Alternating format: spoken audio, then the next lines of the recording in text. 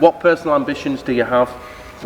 I know you're at Burnley, and you know what would your ambition? Do you still? So for a short-term target for this season would be play every minute in every game. Yeah. And to obviously stay in the Premier League. Long-term ambition. Play as many years in the Premier League as I can, and to get as many England caps as I can would be something. And win the Premier League with Burnley. Yeah, Leicester done it. Yeah.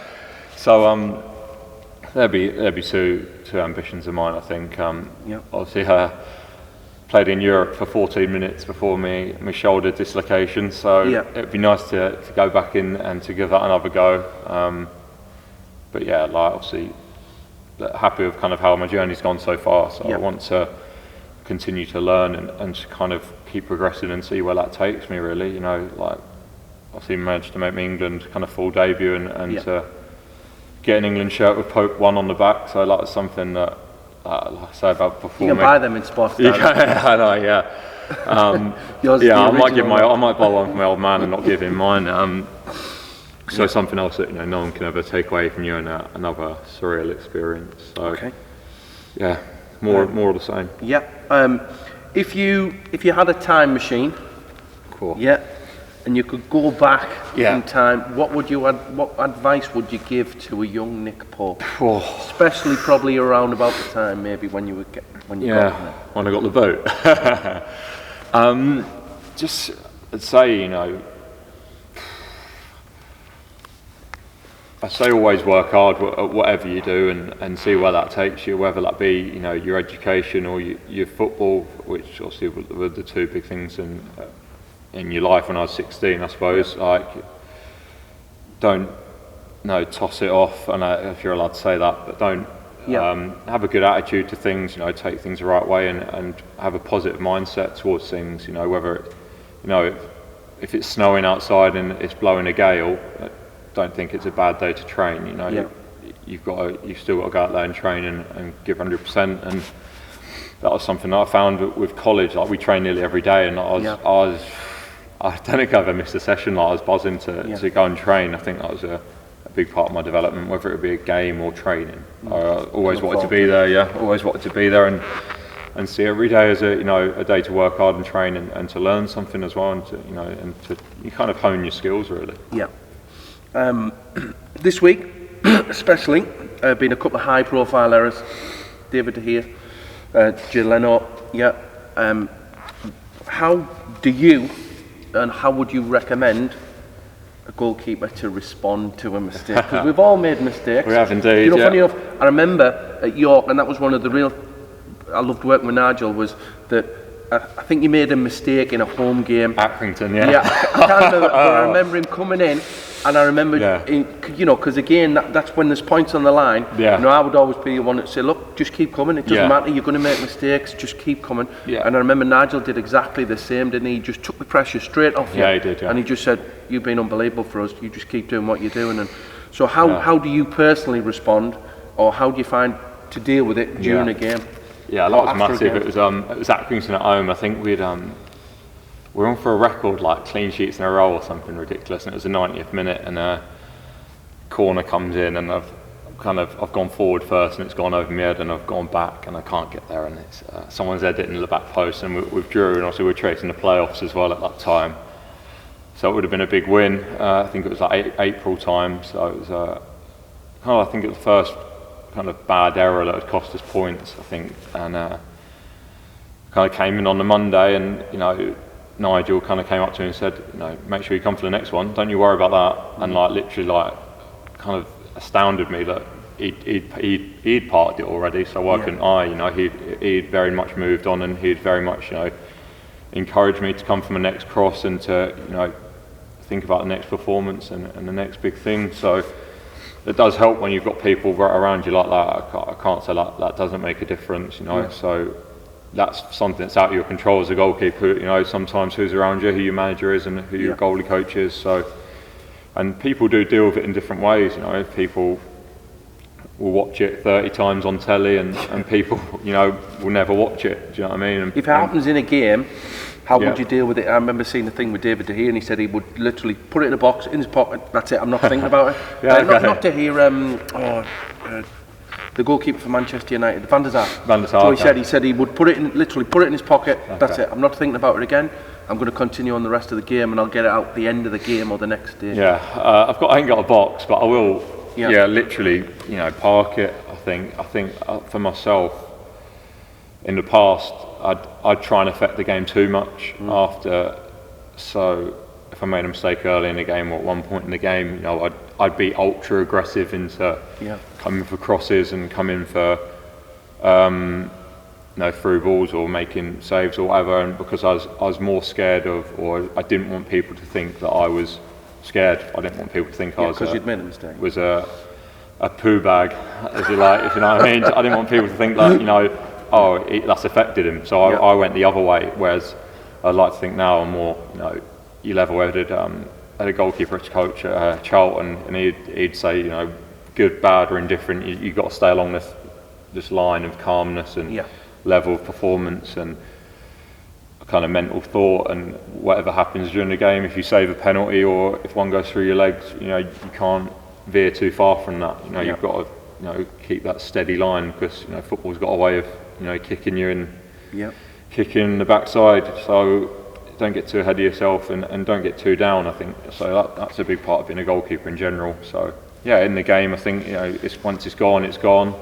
You analyse it afterwards and you look through it, and then you kind of park it forever then, and you kind of learn from it and move on. The biggest thing, if you don't learn from it, that's where you're missing out, really. Yeah, so learning from it, you're all going to make mistakes, and you've got to go through that. Sometimes I have to watch it, and but so the next time that happens, you'll probably deal with it differently. And as a coach, obviously that's what you want them to do. You want the next time it happens, it's amazing. It flick into your mind the same situation, and you'll deal with it differently. I'll see, when I was growing up and playing more games and going through more mistakes, I remember Chris Powell, before I signed for York, said he said it afterwards, I wanted you to make mistakes and wanted you to learn and come through the other side, and that's all part of learning.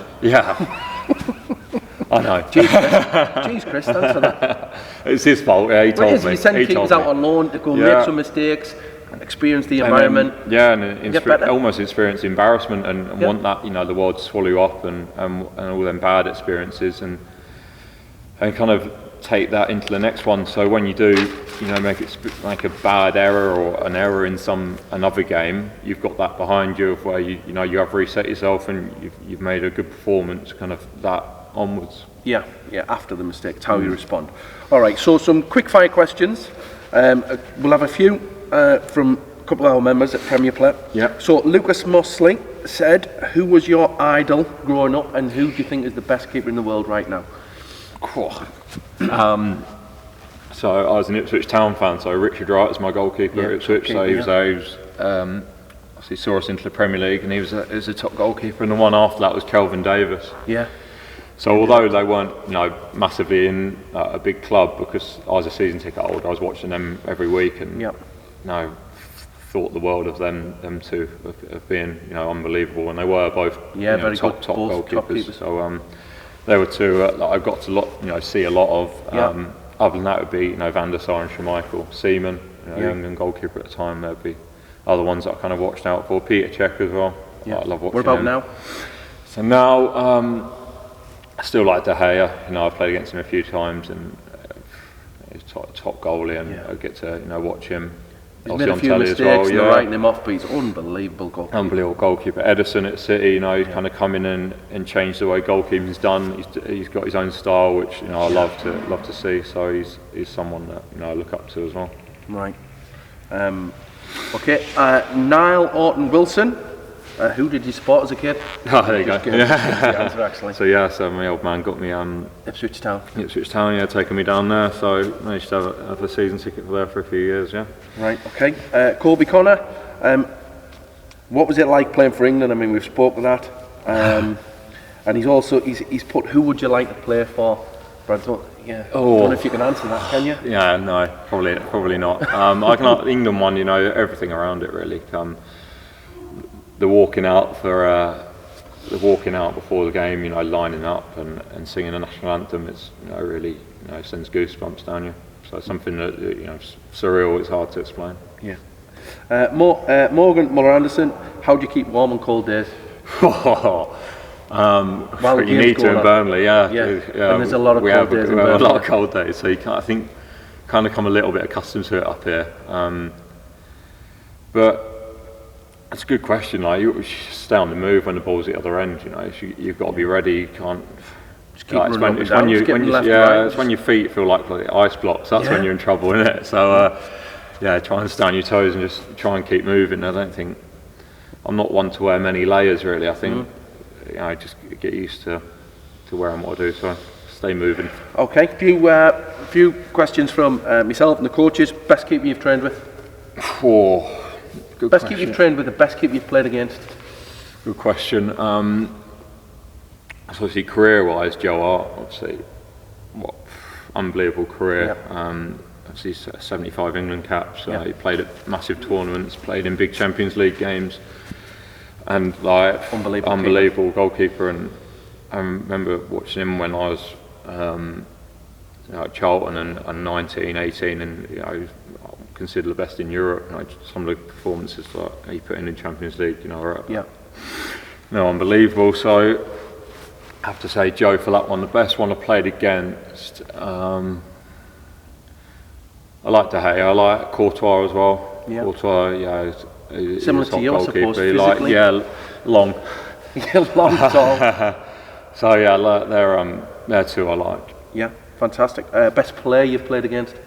I used to say Coutinho for this question, because I remember the week before we played against him, or the years before when he was a top player, I used to think, he's all right. Yeah, he looks like he's doing okay. And then I played against him for my full debut, and I thought, oh my God, who's this guy? And there can't be anyone better than him, because he was on that day.